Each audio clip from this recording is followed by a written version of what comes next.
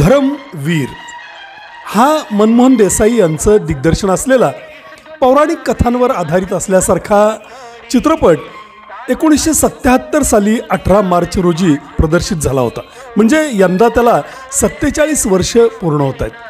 धर्मेंद्र, जितेंद्र, जिनतमान, नीतू सिंह, प्राण अशा एक से एक कलाकारांनी भरलेला हा चित्रपट त्या वर्षीचा ब्लॉकबस्टर चित्रपट ठरला होता आणि 1970च्या दशकामधील जे सर्वोत्तम चित्रपट गणले जातात त्यापैकी एक ठरला.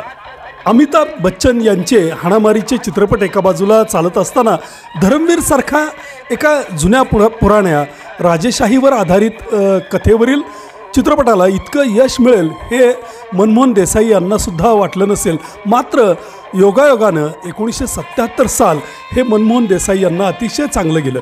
त्यांचे 4 चित्रपट यावर्षी सुपरहिट झाले.